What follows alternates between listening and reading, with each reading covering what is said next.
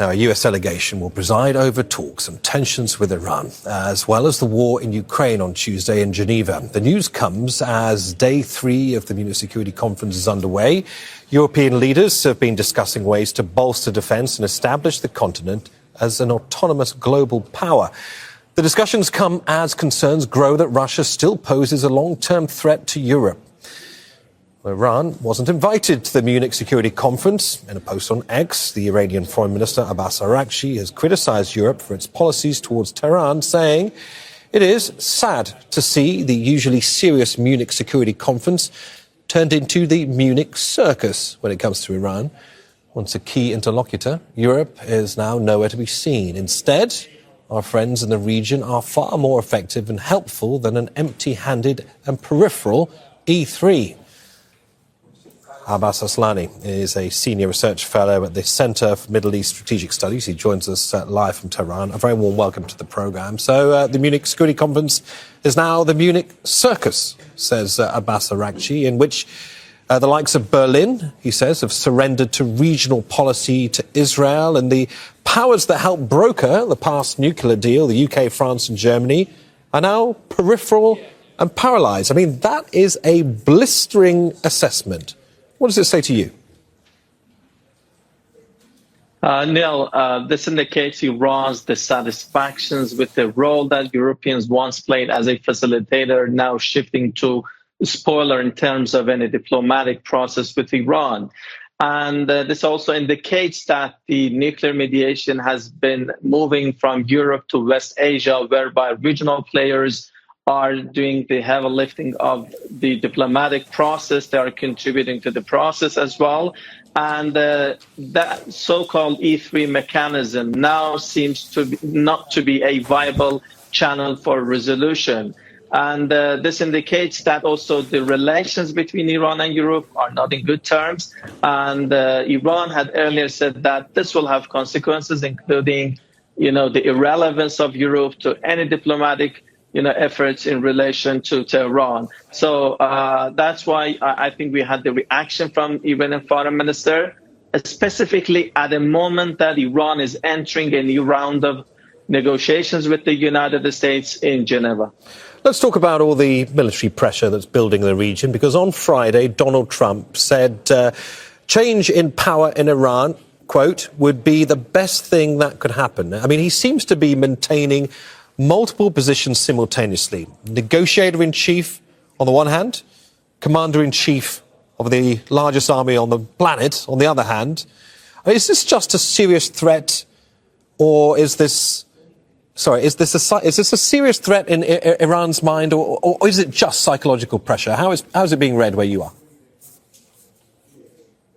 It seems to be aiming to somehow impacting the calculus here in Tehran in order to coerce Tehran into an agreement with American terms. But in the meantime, as I said, yes, multiple positions are being heard from the American side.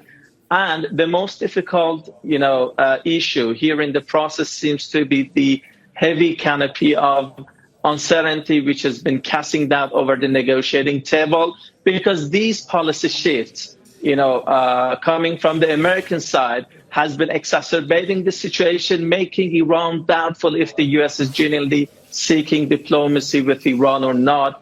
But this military buildup in the region cannot last for long. So they aim to put pressure, or if it does fail to, achieve those American terms at the negotiating table, maybe turn into another military aggression against the country, which was the case back in June 2025.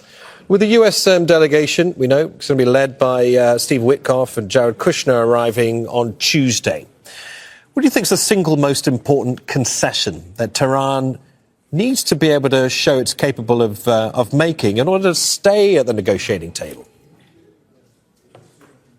Well, the most important issues which we can think of is that issues related to the nuclear technicalities, including the enrichment issues, as well as the highly enriched uranium stockpile, can be addressed at the negotiating table. But in terms of concessions, I'm interested in. One thing which we have been recently hearing from Iranian officials is related to the enrichment level. They have been saying that they are open to transparency or let's say, a so-called reassuring agreement with the United States about the level of enrichment. This indicates that Tehran is saying that it's, confident about the nature of its nuclear activities. So it has no fear or it is not concerned to reach a kind of agreement on the level of nuclear enrichment with the United States. But we have been hearing a lot about this. What we have not been hearing is that what the United States is willing to offer. Also, what Iran gets in return is also significant, specifically in terms of removing the sanctions, not just removing the shadow of the war. So I was hearing from Iranian sources that they will be going to Geneva with specific questions and also initiatives in relation to nuclear activities, as well as the lifting of the sanctions. And the mixture of the team will be including, political, legal, technical, as well as economic officials present in the team in order to address diverse range of issues, but the most specific ones will be the nuclear activities as well as the lifting of the sanctions. Okay, so they're sending a highly relevant and highly experienced team into this next phase of negotiations. None of that changes the possibility of another aircraft carrier strike force entering the region. The USS Gerald R. Ford is on its way. We're talking about 10,000 military personnel, 90 fixed-wing aircraft escorted by 3 destroyers, a nuclear-powered submarine, all of it bristling with Tomahawk missiles. It's extraordinary to think of the military hardware that's already there. We've already got the USS Abraham Lincoln with a similar number of personnel. Doubling that up would be extraordinary military pressure. I wonder if Iran maintains its ballistic missile capabilities are non-negotiable. Is there absolutely any scenario, such as, for instance, regional security guarantees, where Iran might shift its position? Contrary to what we have been hearing in the rhetoric of the American officials, what I'm hearing is that missile issue as well as the regional matters are off the table. For Iran, ballistic missile issue is a national security matter.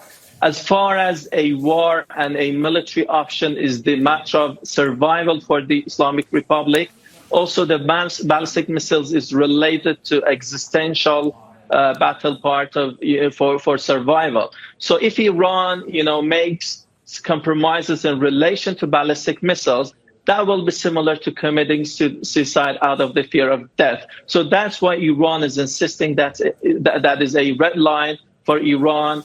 And even, the dangers of such a compromise could be much more devastating for the country even than compared to a military war. So that's why we are hearing from Iranian officials yet that the scope is only limited to the nuclear matter. And this is something which Americans also accepted before coming to Muscat. And those contradictory statements or remarks from American officials are not, in accordance to what Iranian negotiators are hearing from the American negotiators. So if, they keep the same, procedure that they had in negotiating room, we can be a bit hopeful unless, this policy shift will not be that much helpful. Okay. Abbas Aslani, Senior Research Fellow at the Center for Middle East Strategic Studies, joining us from Tehran. Many thanks for joining us. A pleasure. Don't miss out. Get the full picture. Subscribe to Al Jazeera for reliable news and expert insights. Like, share, stay ahead.